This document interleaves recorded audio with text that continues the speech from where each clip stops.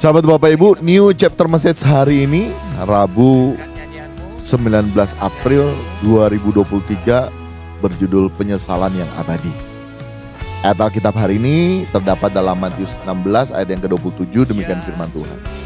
Sebab anak manusia akan datang dalam kemuliaan Bapanya diiringi malaikat-malaikatnya pada waktu itu. Ia akan membalas setiap orang menurut perbuatannya. Sahabat Bapak Ibu, penyesalan itu selalu di akhir, sahabat Bapak Ibu ya. Penyesalan itu selalu di akhir. Yang di muka itu down payment, sahabat Bapak Ibu. Kita perlu menyadari bahwa penyesalan itu selalu di akhir. Dan tentunya kita pernah ya mendengar kalimat seperti ini. Kalau tahu saya akan menjadi begini, tentunya saya tidak akan melakukan hal itu. Atau kita juga mungkin pernah mendengar kalimat seperti ini. Andai ya waktu bisa kembali.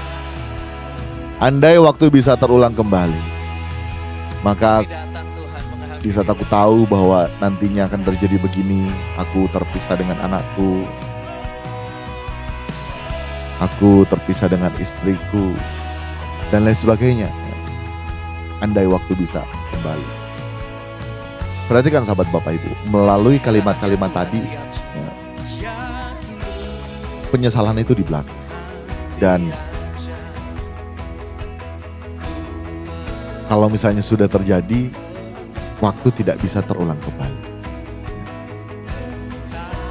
Hidup kita di kesementaraan ini sejatinya adalah persiapan bagi kita untuk masuk kepada kehidupan yang sebenarnya nanti di kekekalan. Ini harus kita sadari. Sehingga seperti tadi di awal berbicara mengenai penyesalan pasti akan terjadi. Dan hal itu akan menjadi suatu penyesalan yang abadi ya, apabila kita tidak memperhatikan hidup kita di kesementaraan ini. Pastinya sahabat-sahabat itu. Waktu tidak bisa berputar kembali ke masa lalu. Sekalinya kita salah melangkah dan kita semakin nyaman, banyak kan begitu, sudah salah melangkah, tapi kita semakin nyaman dalam setiap langkah demi langkah kecil kita yang salah. Dan hal tersebut mengarahkan kita kepada kebinasaan. Nah, waktu itu tidak bisa terulang kembali. Kita akan mengalami yang namanya penyesalan abadi apabila kita tidak memperhatikan hidup kita saat ini. Karena penyesalan abadi kita sejatinya kita terpisah dari hadirat Allah selamanya, sahabat Bapak Ibu. Padahal Allah menawarkan ini, kalau kamu ikut aku, kau tidak akan pernah menyesal. Tetapi di saat ada panggilan ikut Tuhan, kita selalu meresponinya dengan hal yang salah. Karena konsep dunia, konsep wajar hidup anak dunia melekat dalam diri kita.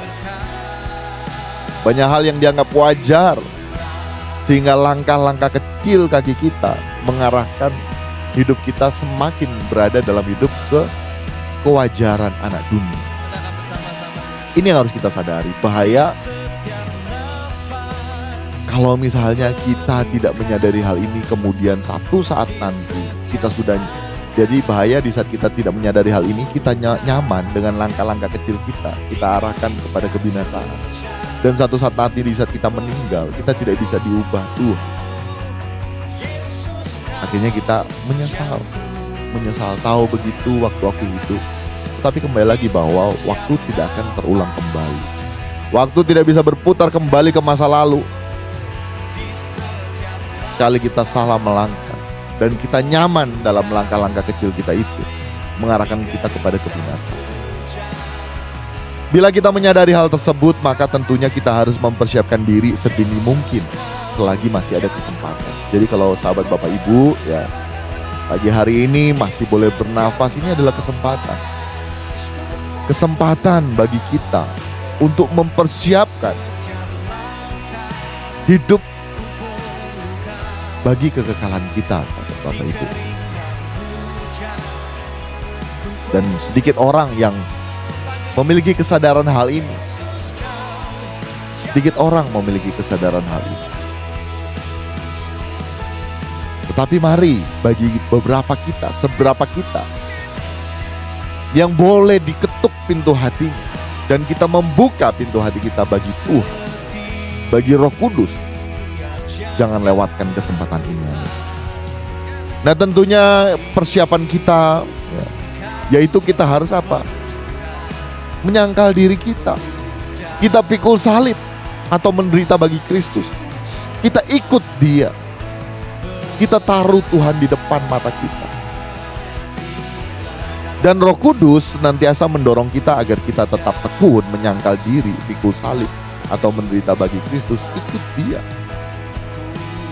Dorongan yang kita terima dari Roh Kudus yaitu apa? Yakni keyakinan. Perhatikan baik-baik dalam Matius tadi 16 ayat 27. Keyakinan bahwa apa? Kita akan memiliki kemuliaan Kristus ketika Dia datang kedua kalinya untuk menghakimi dunia. Jangan kira kita sudah lolos, sahabat Bapak Ibu ya. Jangan kira di saat Yesus mati di kayu salib, udah kita bisa hidup seenak kita sendiri. Justru di saat Yesus sudah mengerjakan karya keselamatan di kayu salib, hidup kita, kebebasan kita, yang benar yaitu kebebasan di dalam Kristus. Kita terkurung dalam penjara Tuhan. Dan jangan salah diartikan, kita mari terus bertumbuh dewasa sehingga kita boleh memahami kalimat yang barusan saya sampaikan.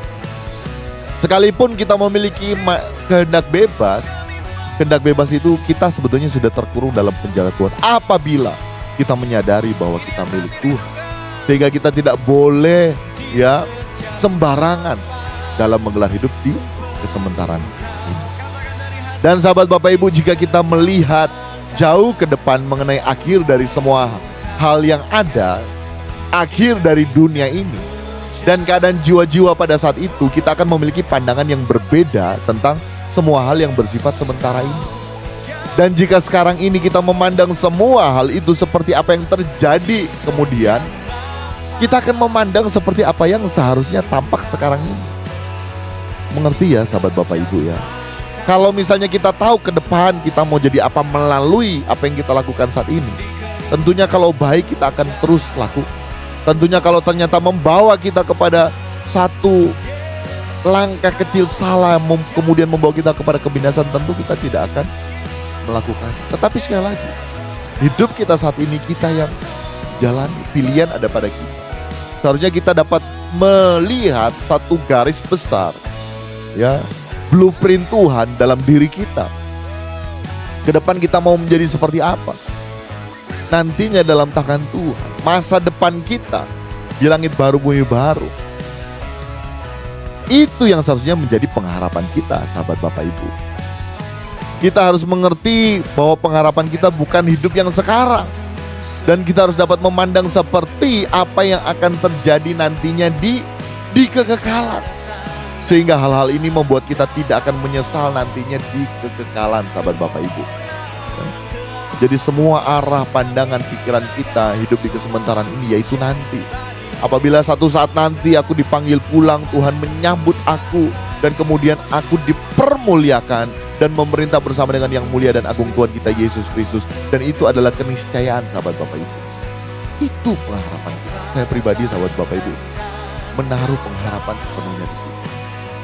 Tetap dalam menggelar hidup di kesementaraan ini berusaha hidup bertanggung jawab. Saya juga dalam pelayanan ini untuk memenuhi kebutuhan sehari-hari, saya ojek online, saya jualan martabak. Kelebihannya tentu pakai untuk pelayanan, bukan hanya secara online, offline juga, onsite juga. Ya. Jadi tenang sahabat Bapak Ibu, kalau misalnya ada sahabat Bapak Ibu yang digerakkan hati oleh Tuhan untuk mensupport pelayanan ini, tenang. Kami sudah belajar dari yang susah, kami juga sudah belajar dari banyak yang pernah kami dapatkan. Tetapi toh juga sahabat Bapak Ibu, hidup kita harus kita persembahkan kepada Tuhan. Jadi sahabat Bapak Ibu, jangan sampai kita mengalami penyesalan yang abadi. Kita siapkan diri kita sedini mungkin ya, untuk kita sangkal diri, pikul salib, menderita bagi Kristus, ikut Kristus. Dan pengharapan kita yang sejati yaitu apa? Yaitu bahwa kita akan memiliki kemuliaan Kristus ketika Kristus datang kedua kali menjemput kita. Tentunya menghakimi dunia, dan kita dapat diperkenankan masuk bila kita taat dan setia kepada Tuhan.